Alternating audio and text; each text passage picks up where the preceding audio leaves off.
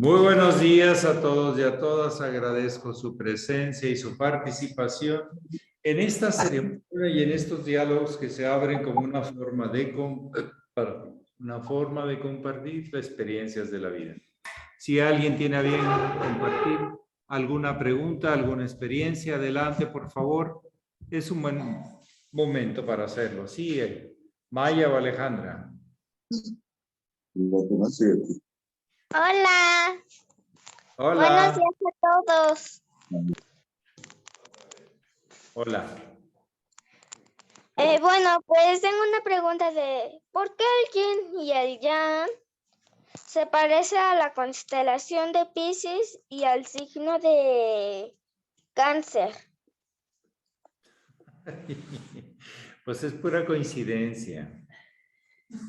Son dos formas que se agrandan y se achican, porque cuando empieza es joven yang y cuando ya está gordito y termina es viejo yang. Pero el viejo yang se convierte en joven yin y la joven yin se convierte en vieja yin. Y cuando la vieja yin llega a su total madurez, se convierte en joven yang. Y eso hace que todo gire y haga que el universo se mueva, más que por unas dos constelaciones.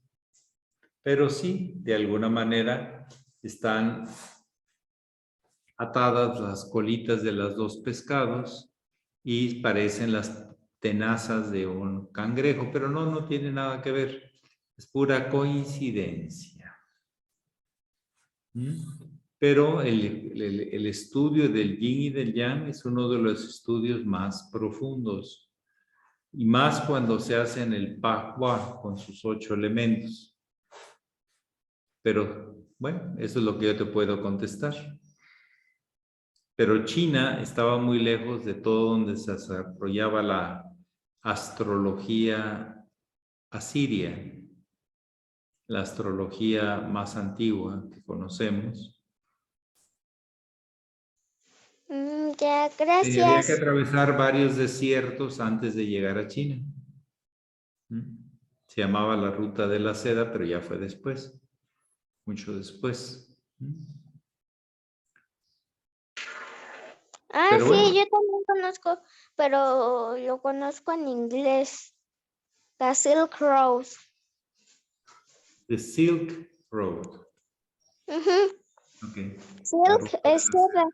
y road creo que es Camino, ruta. camino. Sí. Bueno, algo Gracias. más esta mañanita. Ahí tiene Adiós. su discípula, maestro. Así es.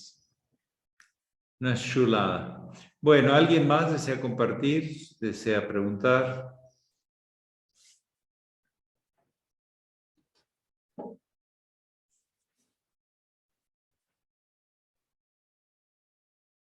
Estamos transmitiendo desde Monterrey, Nuevo León.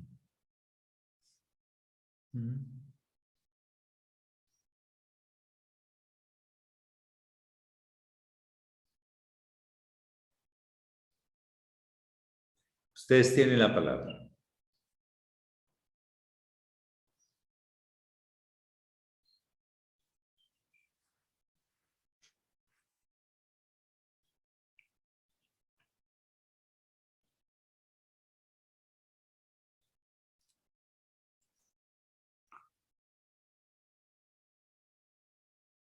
Maestro, buenos días. ¿Qué tal? Buen día.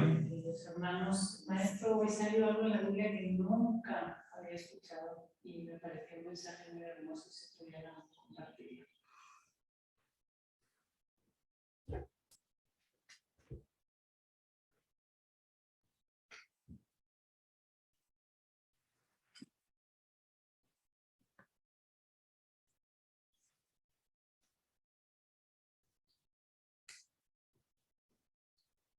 Dicen. Buenos días. San Lucas capítulo 10. No, capítulo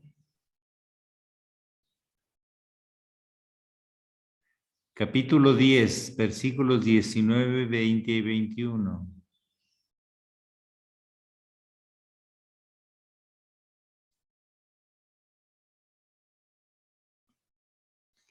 He aquí os doy potestad de hollar sobre las serpientes y los escorpiones y sobre toda fuerza del enemigo, y nada os dañará. Mas no os gocéis de esto, de que los espíritus se os sujetan. Antes, gozaos de que vuestro nombre esté escrito en los cielos, o sea, en el orden universal. Pertenecen a ese orden supremo. En aquella misma hora Jesús se alegró en espíritu y dijo: Yo te alabo, oh Padre, Señor del cielo y de la tierra, que escondiste estas cosas de los sabios y entendidos y las has revelado a los pequeños, los que están abiertos. Así, Padre, porque así te agradó. Todas las cosas que me son entregadas de mi Padre, y nadie sabe quién sea el Hijo sino el Padre, ni quién sea el Padre sino el Hijo, y quién es el Hijo lo quisiera y a quién el Hijo lo quisiera revelar. Es San Lucas 19, 20 y 21.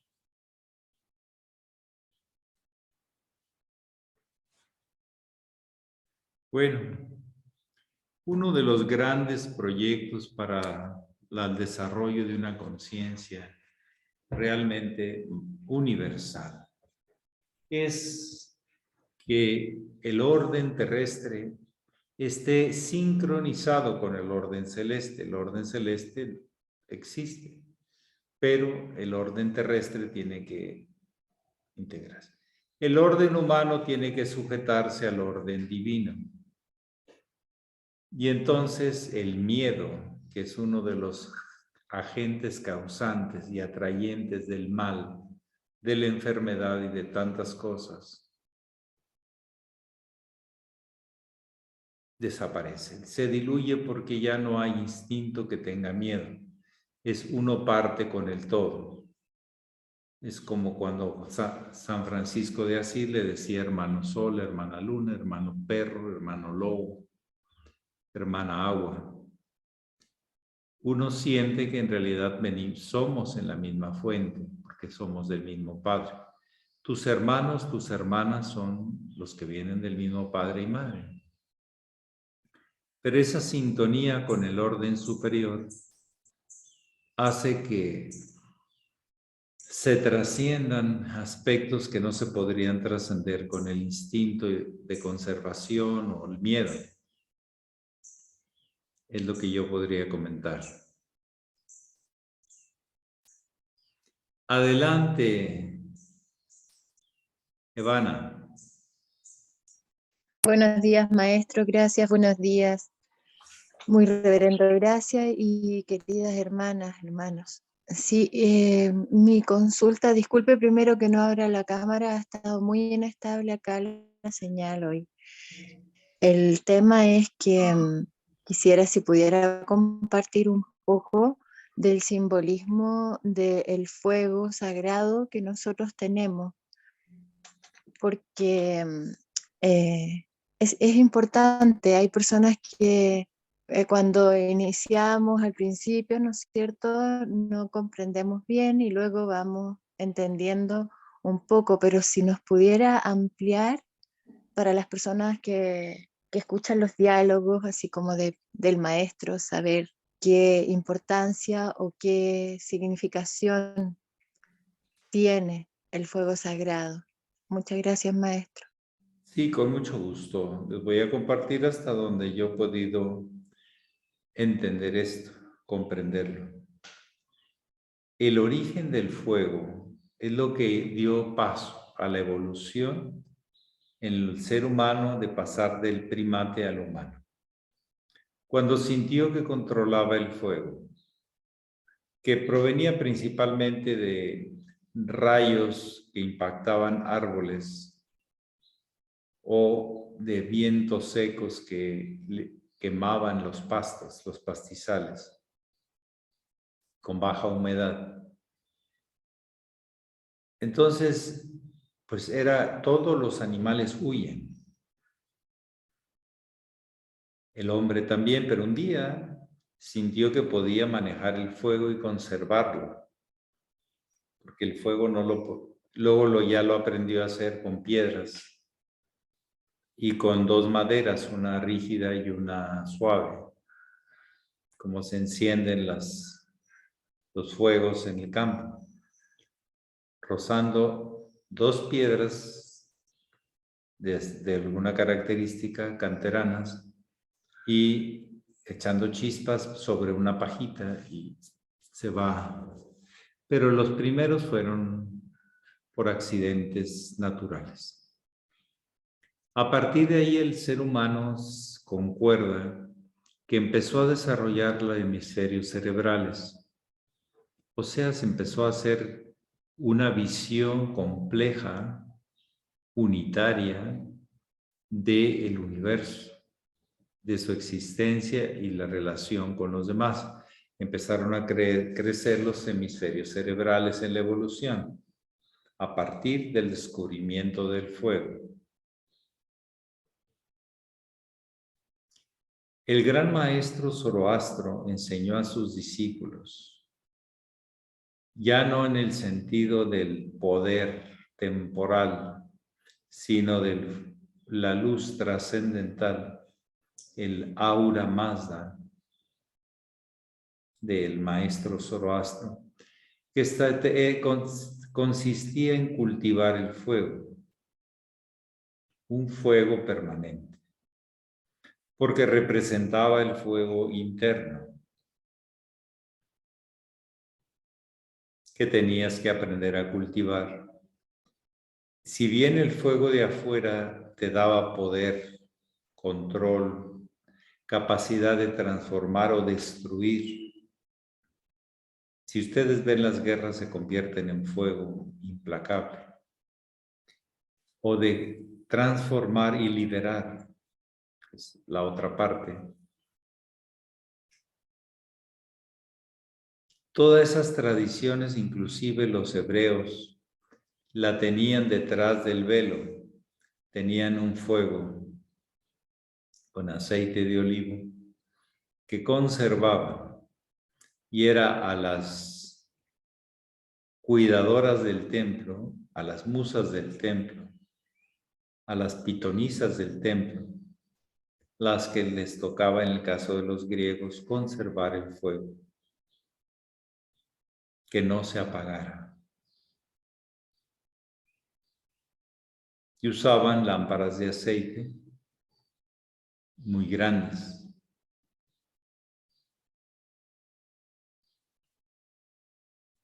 El cultivo del fuego de afuera es el que nos da poder y transformación de afuera. Toda la industria de transformación tiene que ver con el fuego, con el manejo de los metales, con el manejo y transformación de las cosas.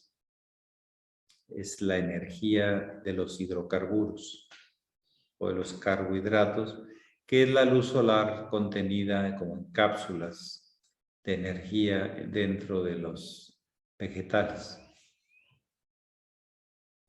Cultivar el fuego ya embiste va convirtiéndose no en un asunto de poder exterior, sino de transformación interior. El Kundalini es asimilado a un fuego interior, transformador o deformador. Si es fuego, puede ser las dos cosas. El fuego tiene dos características. Puede unir o puede separar. Ustedes meten metales al fuego y se separan por estratos de densidad. O pueden unir varios metales a través de la forja en el fuego. Pero lo que estamos hablando es la transformación, la templanza, la firmeza que da el fuego interior, que transforma las impurezas, libera la luz. Sabemos que todo se originó desde un Big Bang, desde un gran fuego universal. O sea que el fuego en realidad nos ha venido acompañando desde el origen de los orígenes, de todos. Y nos ha ido dando la templanza, la conciencia de la realidad y sus posibilidades de transformación.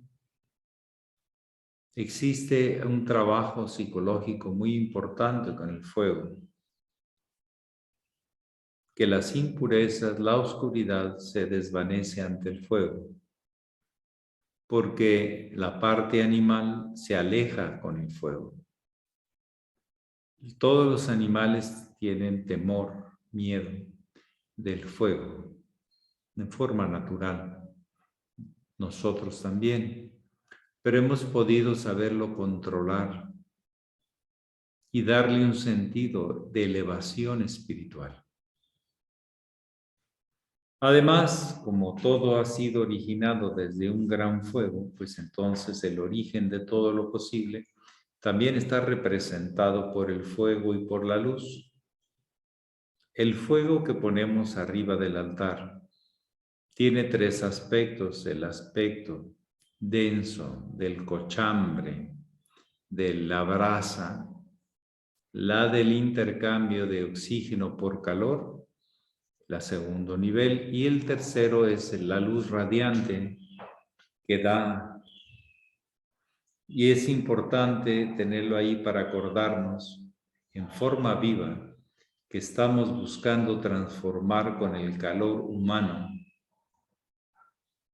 en la parte más constructiva, acercarnos hacia la luz. O sea que representa origen y objetivo o meta o destino en el sentido de la búsqueda. Psicológicamente el fuego nos remonta a nuestros miedos y nos libera hacia su control o cultivo correcto. Y nos da sentido del propio origen del universo. O sea que el paso que dimos de primates a humanos se distingue por el control del fuego. No por el uso de las piedras, que algunos animales también lo hacen, sino por el origen del fuego, que se transformó en dos cosas en la historia. El fuego ayudó a hacer cerámicas, platos, vasijas, para contener la comida, el agua. Y ayudó a hacer armas para la guerra exterior.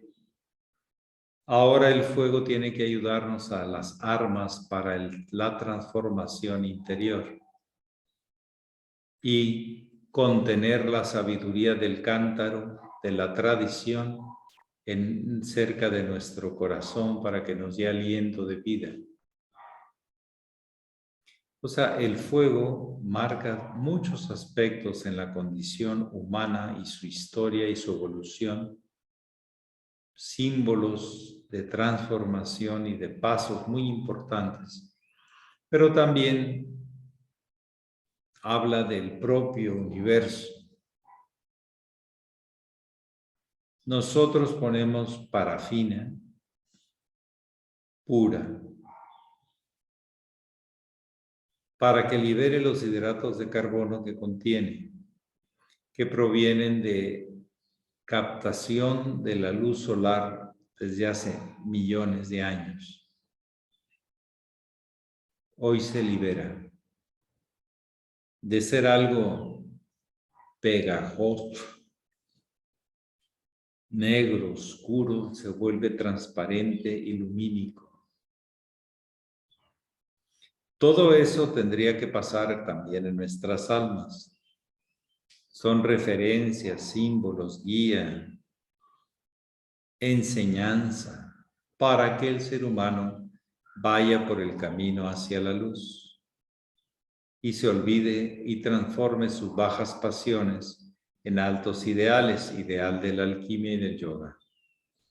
Bueno, son algunos aspectos que el fuego, tanto afuera como adentro, representan, simbolizan y realmente nos afirman en nuestro camino espiritual. No es solo simbólico, porque es nuestra historia vinculada con el fuego. Nuestras pasiones nos devoran por un fuego destructor y nuestros ideales nos alientan con su luz a todos, como lo hace el sol.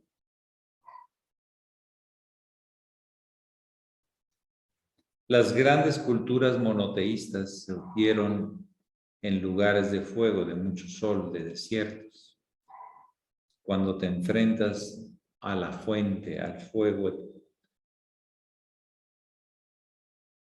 que cuando está hace mucho calor, cuando no está hace mucho frío. Cualquiera de las dos cosas pueden representar algo para el caminante del gran sendero.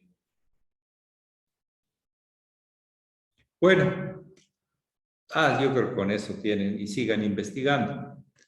A ver si es cierto de eso de los hemisferios y el paso del primate al humano, y que también representa los más altos valores del misterio de la revelación, o sea, los secretos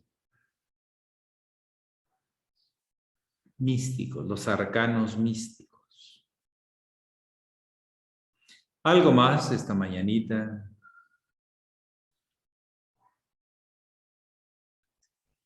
Gracias, maestro.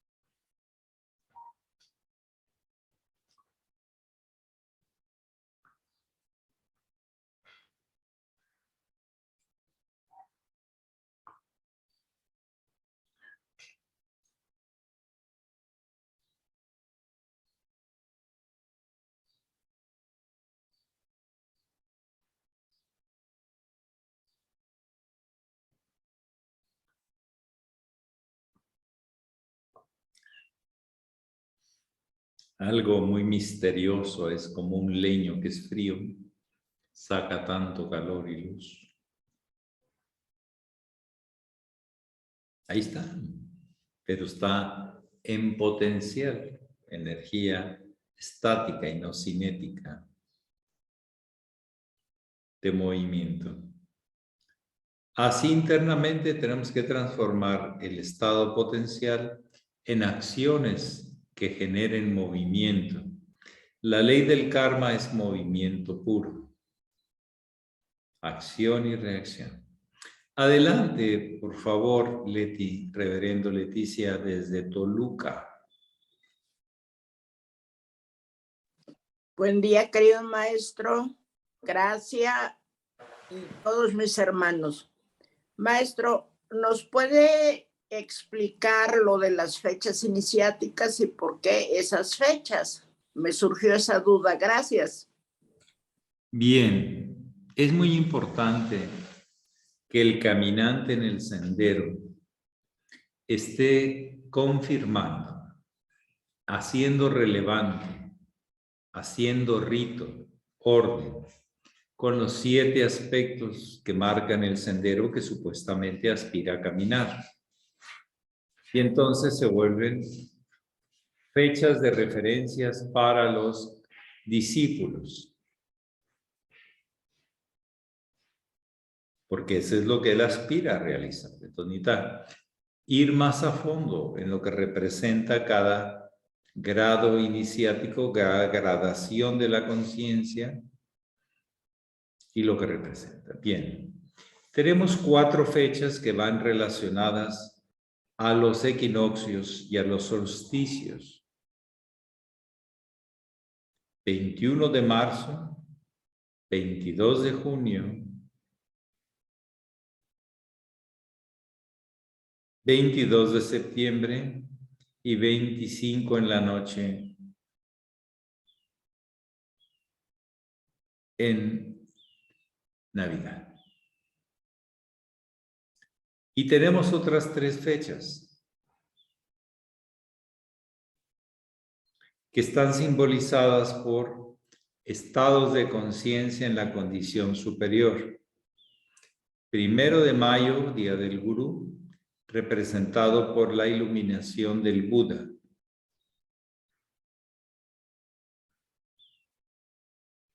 Y lo que representa para la humanidad.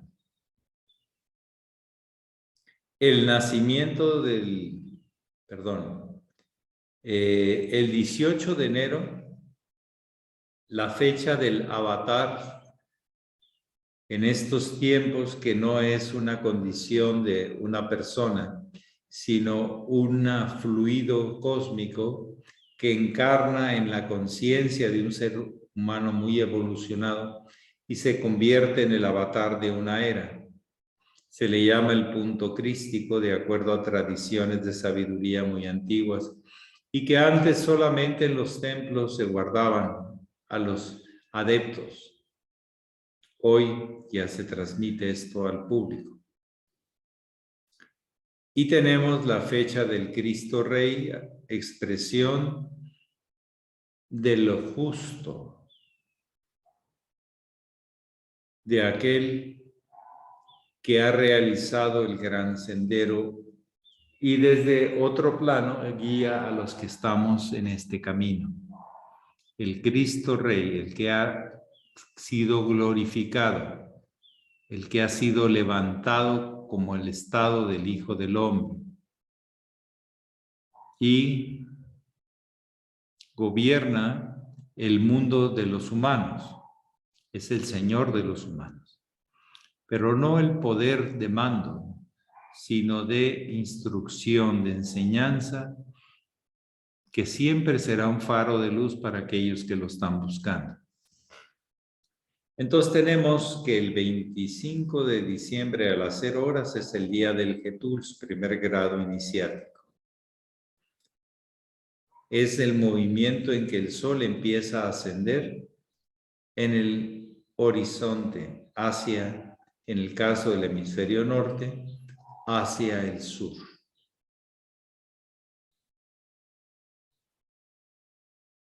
Perdón, hacia el norte.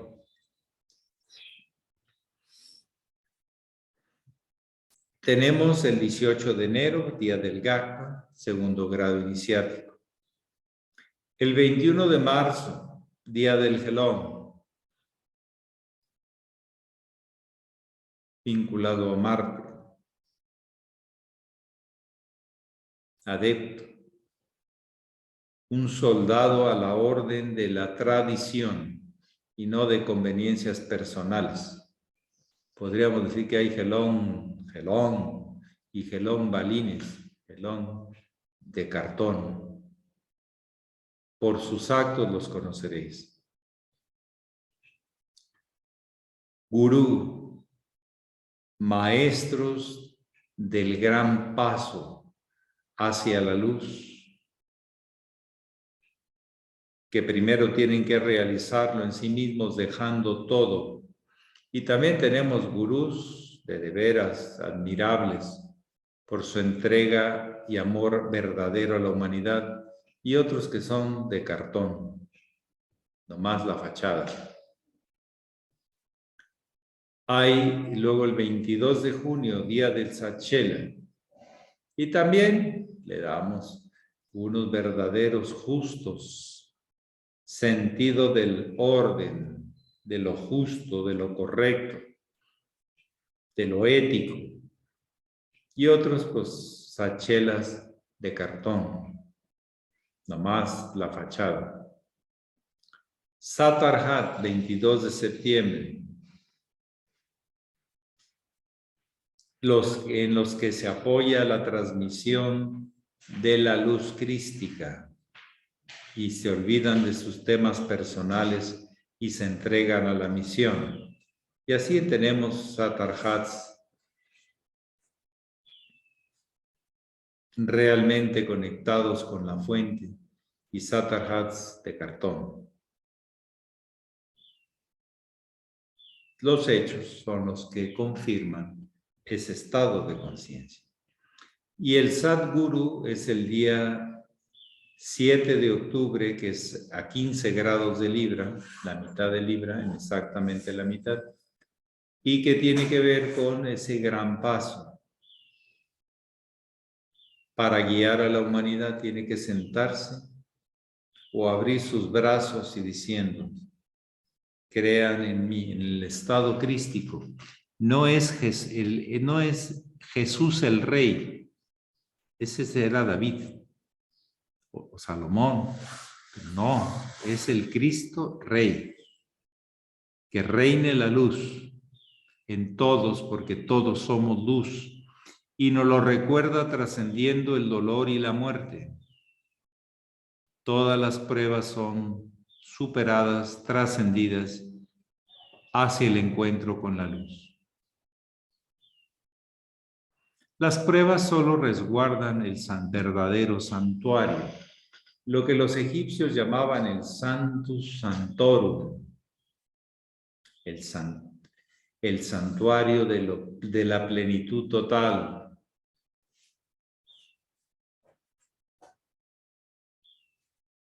En fin, 7 fechas a observar, a vivir, y por eso se hacen concentraciones tibetanas para reafirmar la unidad del sendero en forma viviente. Por eso se celebran las fechas iniciáticas. Bueno, la última y nos vamos. ¿Hay alguna pregunta por ahí?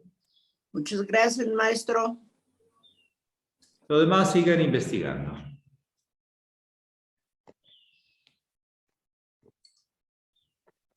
Un maestro de Oriente y de Occidente, el 1 de mayo y el 18 de enero, y uno que trasciende el Oriente y el Poniente y se vuelve uno con la luz, el Cristo Rey, el ungido en la luz. Está muy bien armado esto de las 7 fechas. Es claro el mensaje, pero los discípulos tienen que reflexionar, asimilar estos pasos del gran sendero y observar quiénes son los verdaderos discípulos de ese camino y los que son los falsos. Eso le toca a cada quien. Investigar o apoyarse en quien confíe que ha realizado estos estados. Bueno, pues sí, Silvia Heredia, ya para terminar. No, pues ya nada más era para decirles que la hermana Marion dice que acerque el micrófono. ¿Que yo acerque el micrófono? Sí. ¿No se escucha? Eso dice ahí en Sí, el chat. ¿Ustedes me escuchan bien? Sí, muy bien, maestro. Sí, Entonces Yo sí. es el volumen de su computadora, no el mío. Gracias. Ok, muy bien. Siempre hay que primero ver y a mí me pasa. Primero hay que ver lo que uno tiene y luego ya ver lo que los demás tienen. Muy bien, pues muchísimas gracias por estar conectados y les mando un fuerte abrazo de hermano, como ustedes, discípulos de la línea, discípulos de la gran enseñanza del avatar, pero a practicarla, porque los discípulos se vuelven de cartón, se acartonan si no practican. Como decíamos el otro día, si algo no se ejercita, se atrofia. Y los discípulos también se atrofian. El discipulado es un ejercicio permanente para que no nos atrofiemos, para que no te entumas, como decimos aquí en México. Muy bien, Pax. Pax, maestro. Bye, maestro. Buenos días a Gracias. todos. Un abrazo. Gracias. Abrazo, maestro. Buenos Abrazo. días.